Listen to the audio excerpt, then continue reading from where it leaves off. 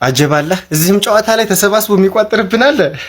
ካልሆነ ይቺ ዋይፋይ ፓስዋርድ ሆነች ክለብ ማለት ነው። እንደዚህ አዛ ልታረገን እኮ አይገባም ነበር ሀቢቢ። እንደው እኔ እኮ በቃ እኔ የሆነ ሰዓት እንደውም ምን አልኩ፣ ከዚህ ውድድር መውጣት ብንወጣ ይሻላል አልኩ። ታውቃለህ አላስፈላጊ የሆነ ኢነርጂ ነው የምናባክነው ባይዙ ማለት ነው። ገብቷል። ዋና ትኩረት ማድረግ ያለብን ዋንጫዎች ላይ ትኩረት ማድረግ ያለብን ግን ብቻ ጥሩ ነበረ። ጥሩ ነው። አዳዲስ ነገሮችን አይተናል። ዶመኗ ፒስ ነበረች ምናምን ክርስቲያኖ ኦርጋን እስከነ በቃ ባለበት ታይም ላይ በጣም ፒስ ነበርና ጋብሪኤል ጄሱስን አየሁ። ኤፍኤ ካፕ ተጫዋች ነው ብዬ ነበር ሀቢቢ። ኤፍኤ ካፕም ተጫዋች አይደል ጋብሪኤል ጄሱስ። ጋብሪኤል ማርቲኔሊም ጥናዣም ነው፣ ሙትቻ ነው የሚያቀጉ አማተር ተጫዋቾች ጋር ጨዋታ አማተር መሆኑን ያሳየን ጋብሪኤል ማርቲኔሊም ዛሬ ማለት ነውና ብቻ ማርሊ ሳልሞናት አሪፍ ነበረች። ያው ስተት ከሰራይ በኋላ ትንሽ ተቀዛቀዘች። አዲስም ልጅ ዴክሰን ምናምን እሱም ጥሩ ተንቀሳቅሷል። መጀመሪያ ትንሽ ተሰርቷል። ከዛ ስኳድ ሮቴት አድርገናል። ሀበትስ ምናምን ፒስ ነበረ። ብቻ እስኪ አለፈን። ግን አላስፈላጊ ኢነርጂ ነው። አላስፈላጊ ተጫዋቾችንም ተጠቀምን ምናምን ጉዳትም እንዳያችሁት ካላፊዮሪም ሆነ ያቺ እንትናም ተጎድታለች። ብቻ እና እንዴት አያችሁ ጨዋታው እንዴት ነበር? ማይንስፊልድ ለላንድ አሸነፍናት። ገባር ትሬኒንግ ለማለት ራሱ ትሬን አላረግንም። ገባር ትሬን አላረግንም። ምንም ማለቃቀስ ምናምን አያስፈልግም። ኤዜ ጽደት ኤዜ ባይዞ ይሄ የዚች ቦታ ንጉስ እኮ ነው። እዚህ ቦታ ፕሪሚየር ሊግ ላይ እዚህ ቦታ ብቻ እንደምንም ብለ ኳስ ስጠው ነው ማለት። ምን አይነት ሹት ነው በእናት! ሶስት በረኛ ሁለት ጽድት ያሉ ጎሎች ነው ያገባው ነው። አይካድም ሁለት ጽድት ያሉ ጎሎች ነው ያገባው ነው። ሳልመን የምትባየው ፈላ የሰራችሁት አንድ ጎል አስከፍሎናል። ኖርምዬ ነው። ገባር ኳርተር ፋይናል 8 ውስጥ እኛ ማይንስፊልድ የሚባል ዋይፋይ ፓስወርድ ገርፈን ከች ብለናል ማለት ሁለት ቡድኖች የተረጋገጡት ማለት አሁን ቼልሲ ያላት ከሬክሰም ጋር ትወድቃለች። ማን ሲቲ ደግሞ ኒውካስልን ደክመሽ ታልፊያለሽ፣ ምክንያቱም ማለፍ ስላለብሽ። ቤተሰብ ገባችሁ አይደለ? አሁን ጠላትና ኮሜንት ላይ አለቃቀስ እንደዚህ ስለነበር እንደዚህ ስለሆነ ምናምን ነገር እንዴት ማይንስፊልድን ታሸንፋላችሁ ሚልም እኮ አይጠፋም። ግርምዚ ማሸነፍ አቅቶት አስብበት። አራት ኮምፒቲሽን ሪላክስ አርሰናል አሸንፏል። ያው ያን ያህል መደሰት አያስፈልግም ማለት ነው። ዛሬ የማሞያ ጨዋታ ነበር ይጮት ነው። ግን ማይንስፊልዶች ማለት ነው በጣም ያበደ ጨዋታ አተከብደውን ነበር እንዴ! የምር ማልክዳችሁ ማለት ነው። ፈርስት ሃፍ ላይ በጣም ብዙ ሙከራ ነበር እያደረጉ የነበሩት ማለት ነው። የሚመተውንም አይመተውንም እየመቱም ቢሆን ብቻ ፈርስት ሃፍ ላይ ጽድት ያለ ጨዋታ ነበር የተጫወቱት ማለት ነው። ማን ሞስኬራ ግን እንዴት ነው የታለፍከው? አይ ነው ይሄ ልጅ ማለት ነው ሳልሞን የተባለ ሰውዬ ምንም ነገር አይችልም። ገና ህፃን ነው። ተሳሳተ። ግን እንዴት አጥፎ የሊጓን ተጫዋች አጥፎ በዛ በኩል እስኪመታ አረ ሞስኬራ አረ ተው እንዴ! ምን ሆነ ነው? ማዱኬ ምን አይነት ጌም ነው ዛሬ? እግዚአብሔርን ምላችሁ ማክስ ዳውመን ማግባት ነበረብህ። ሙሉ የአርሰናል ቲም እንድታገባ ነበር ሲጮት የነበረው። የምር ዝም ብሎ ኳስ እየሰጡት ነበር ምናምን ማግባት ነበረበት የሆነ ለኮንፊደንሱ ምናምን። ግን ዛሬ ጽድት ያለ ጨዋታ ነው። ማክስ ዳውመን ራሱ የጮት ማዱኬ በጣም ያበደ ጨዋታ። ሃቨርዝም ያው ያማን ሙሉ ቲማችን ጽድት ብሏል። ግን ማለት ነው ማይንስፊልዶች ክሬዲት ይሰጣቸዋል። በጣም ማለት ከመጠን በላይ የሚገርም ጨዋታ ነው የጨዋቱት በእውነት በጣም ገና ለገና ማለት ነው። ከማይንስፊልድ ጋር ነው የምትጫወቱት ብሎ መብራት ሙድ ይዝብናል ማለት ነው። ያስፈር አረ በሰማ ቋጣሪያንስ ቋጠራችሁ አታፍሩም እኮ። ኤኒዌይስ ማለት ነው አሸንፈናል 2-1። የተለያዩ ሚኬል አርቴታ የተለያዩ ሮቴሽኖችን የሞከረበት ጨዌ ነው ምናምን ነገር። ኤብሬቺ ኤዜ እንደዚህ አይነት ቀለል ያሉ ጨዋታዎች ላይ ምናምን ነገር ይመቸዋል። ጎል ማስቆጠር ያበደ ጎል አስቆጥሯል። ማዱኬም እንደዛው ማለት ነው። ፕሪሚየር ሊጉ ላይ እንደዚህ እንፈልጋችኋለን። ነቃ ደንገጥ በሉ ፕሊስ። እግዚአብሔር ምንም የተቀየረ ነገር የለም አባቢ ማለት ነው። ስቲል እንደምትመለከቱ we are the top of everything ማለት ነው። ሁላችን አንደኛ ላይ ነን እስካሁን ማለት ነው። አራቱንም ዋንጫ እንበለዋለን። ምንም የሚፈጠር ነገር የለም። የሚፈጠር ነገርም አይኖርም ወደ ኋላም ወደፊትም ማለት ነው። we are the gunners እንበለዋለን አራቱንም ዋንጫዎች ማለት ነው። ቋጣሪ ደግሞ ታብዳለ ማለት ነው። ገና አራቱም ላይ ያረበ አንድ ሁለት አራቱም ላይ ተቋጥራላችሁ። ኤፍኤ ካፕም ላይ ተቋጥራ አታፍሩም እንደ እናንተ? ኧረ በስመ አብ። ኤኒዌይስ መብራት ስለሌለ ነው። በደንብ ስለ ጨዋታው ምናምን ነገር እንወራለን። ይመቻችሁ። ከሞኒ ገነርስ ያው ጨዋታው 2-1 በሆነ ውጤት ተጠናቋል። ጨዋታው ግን በጣም የሚያስተኛ ጨዋታ ነው። ምናምን ብዬ ልሰክስ እንዴ? ቲም በ15 ቀን አንዴ በሳምንት አንዴ ቢጮት ቲም ነው ያለ። መተህ እኔ ላይ ሙድ ለመያዝ ምናምን አትመጥንም። እኔ ለአራት ዋንጫ ነው የምትጮተው። አንተ መርሃ ግብር ለማሟላት ነው የምትጮተው። ያወራሉ ደግሞ አሁን አያፍሩም። ለማንኛውም 2-1 አሸንፈን ወደ 8 ውስጥ ተቀላቅለናል። በቃ ዘንድሮ ምን ምረው ዋንጫ የለም። ሼር ኮፕሊንግ ሪፖስት ይደረግ። ማክስ ዶማን ይለያል። ማርወን ሰለሞንም በጣም ይለይ ነበር። ኖድጋርድ የታወቀ ነው ምርጥ ተጫዋች መሆኑ። ግን የጄሱስ የሚባል ልጅ አይኑን ማጥፋት ነው በጥፊ። ኤሚሬቺ ኢዜ ከጨዋታው በኋላ እንዲህ ሲል ይናገራል። ሜዳው ለመጫወት በጣም አመቺ አይደለም፣ ግን ዋናው ወደ ቀጣዩ ዙር መቀላቀላችን ነው። በደንብ ተክተን እየሰራን ነው። ለሁሉም ዋንጫዎች ትኩረት ሰጥተናል። ስለዚህም ማሸነፋችን ጥሩ ነው ሲል ተናግሯል። ስለ ሜዳውም በጣም ከባድ ሁኔታ ውስጥ እንደሆነ ሜዳው ተናግሯል ማለት ነው። ስለ ሜዳው ምን ሐሳብ አላችሁ? እስቲ ኮሜንት ላይ አስቀምጡልኝ። ይመቻችሁ። ጀማው ቪዲዮ ለመቅረጽ አልተመቸኝም። አርሰናላችን አሸንፏል። ኮንግራ አፍተር ፕሮግራም ላይ ስለሆንኩኝ ነው ማለት ነው። ይኸው ላሳያችሁ አፍተር ፕሮግራም ስለሆነ እንኳን ደስ አላችሁ። ቪዲዮ እሰራለሁ በኋላ ስገባ። ይመቻችሁ። ያው ቀላል ቲም ስለሆነ ቀለል ያለ ቪዲዮ ነው የምሰራ ነው። ይመቻችሁ። አሸንፈናል። ግን እንደዚህ አይነት ውድድሮች አንዳንዴ ከምርም ማለት ነው ያስጠሏቸዋል።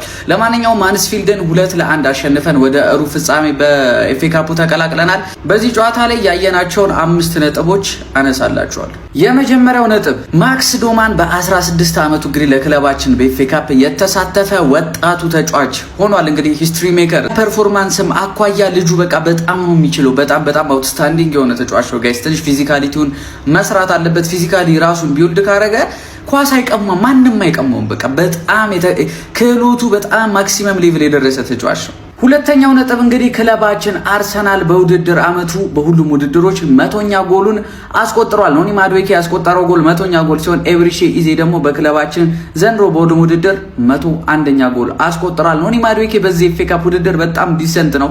የሚገርም ቁጥራዊ መረጃ አለው። በ3 ጨዋታ 2 ጎልና 2 አሲስት አለው። ለማንኛውም ኖኒ ዛሬም የሚገርም ጎል አስቆጥሯል። ዋቴ ጎል። ነጥብ 3 አርሰናል ማለት ነው አውሮፓ ላይ ካሉ ቡድኖች ውስጥ ምርጡን ስኳድ ዴፕዝ የያዘው ነው ብዬ ለመናገር እንግዲህ መድፈር እችላለሁ። ክለባችን አርሰናል ዛሬ እንግዲህ በእንግሊዝ ታሪክ አንድ ታሪክ በራሱ በስሙ ጽፏል። ይህም ምንድነው?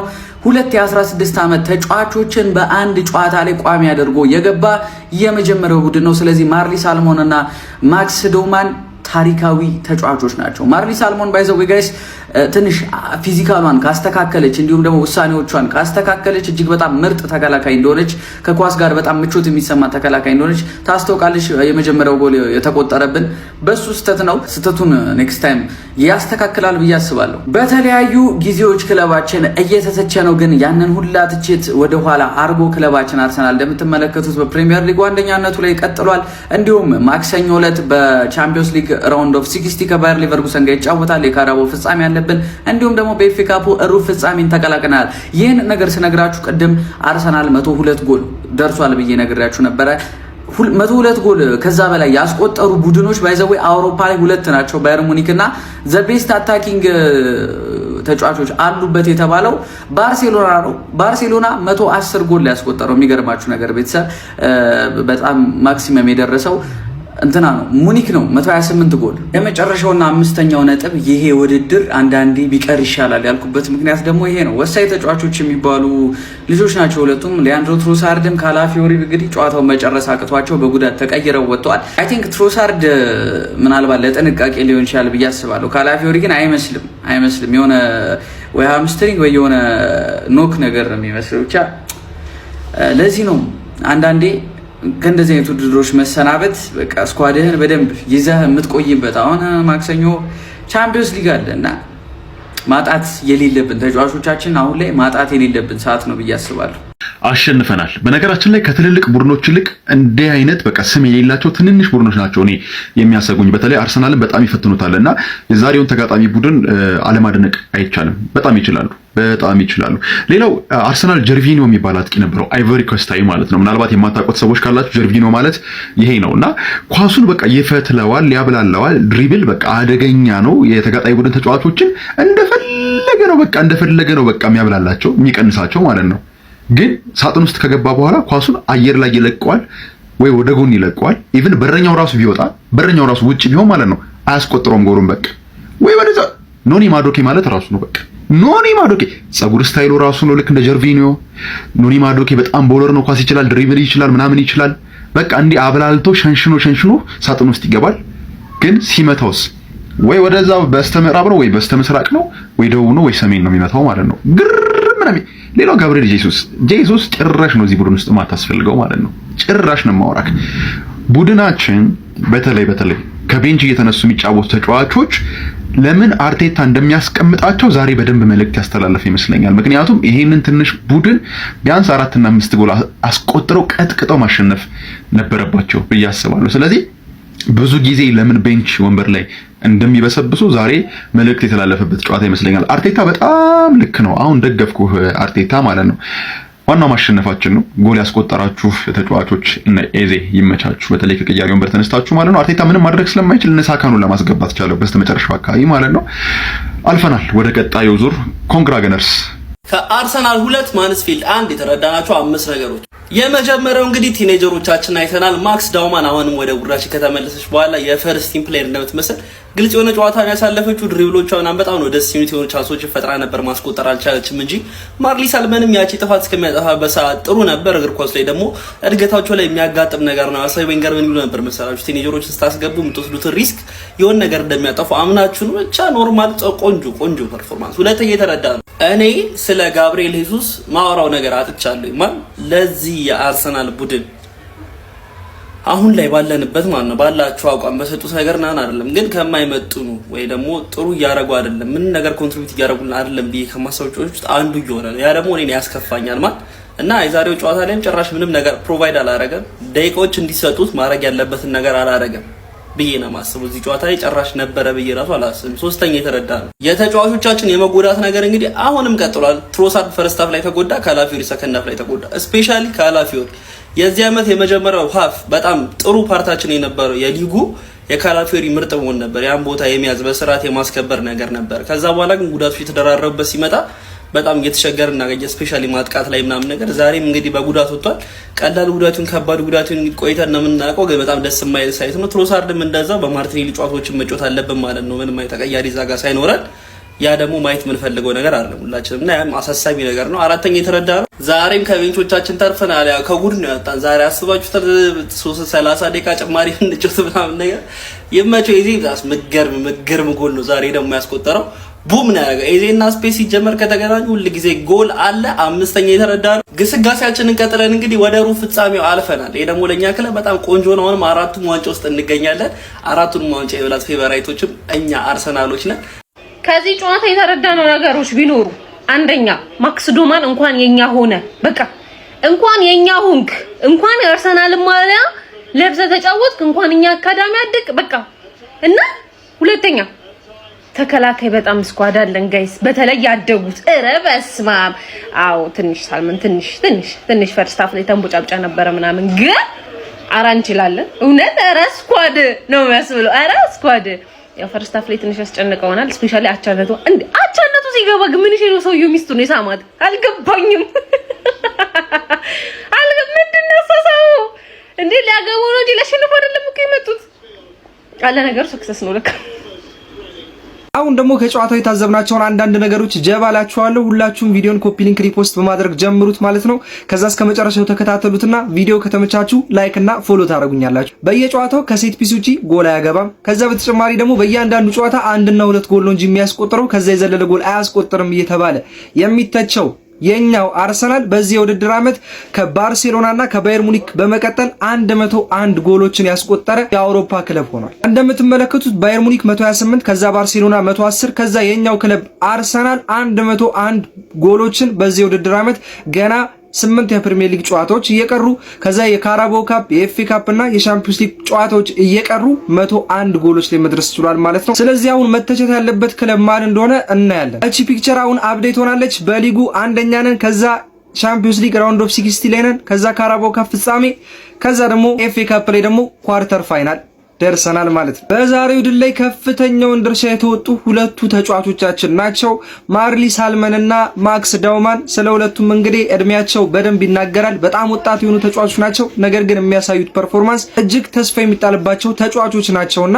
በክለባችን ታሪክ 2 የ16 ዓመት ተጫዋቾችን ይዞ ሲገባ ዛሬ ለመጀመሪያ ጊዜ ነው። አርቴታ በወጣቶች አያምንም የሚባሉ አሰልጣኝ በደንብ ተጫዋቾቻችን ላይ እምነት እንዳለው በዛሬው ጨዋታ አይተናል። በቡካዮ ሳካ ተቀይሮ እስኪወጣ ድረስ ማክስ ዶማን ምን አይነት ፐርፎርማንስ ያሳየ እንደነበር በደንብ ተመልክታችኋል ብዬ አስባለሁ። ይሄ ፐርፎርማንስ በጎል ቢታጀብ በእርግጠኝነት የጨዋታው ማን ኦፍ ዘ ማች መሆን ይችል ነበር። ማርዲ ሳልመን የሰራው ስህተት እንዳለ ሆኖ በዚህ እድሜ የመሃል ተከላካይ ሆኖ መጫወት በራሱ በጣም ትልቅ ክሬዲት የሚያሰጠው ነው እና ማክስ ዶማንን በግሉ ደግሞ አፕሪሼት ለማድረግ ያክል ማክስ ዶማን የምሬን ነው የምላችሁ እድል ይሰጠው፣ እድል በደንብ ያገኝ።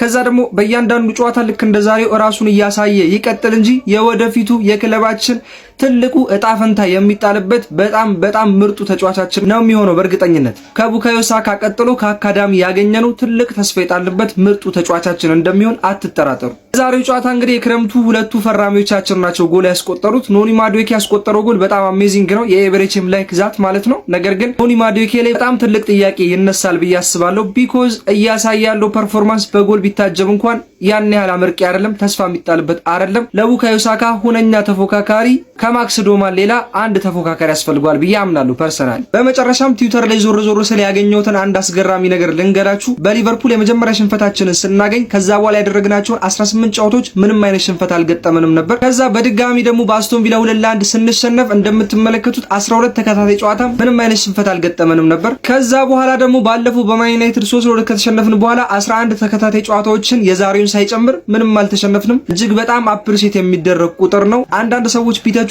በጣም አፕሪሼት መደረግ ያለበት ቁጥር ነው። ቢኮዝ ይህንን ሁሉ ጨዋታ ስናደርግ በሳምንት 2 እንደሆነ እንዳትርሱ። አንዳንዴም ደግሞ በ10 ቀን 4 ጨዋታዎችን እያደረግን ነበር። ኤኒዌይስ በኤፍኤ ካፑ በቀጥታ ወደ ፍጻሜ ተቀላቅለናል ማለት ነው። ቀጣይ ከሊቨርኩሰን ጋር የምናደርገው የሻምፒዮንስ ሊግ ጨዋታ ይጠበቃል።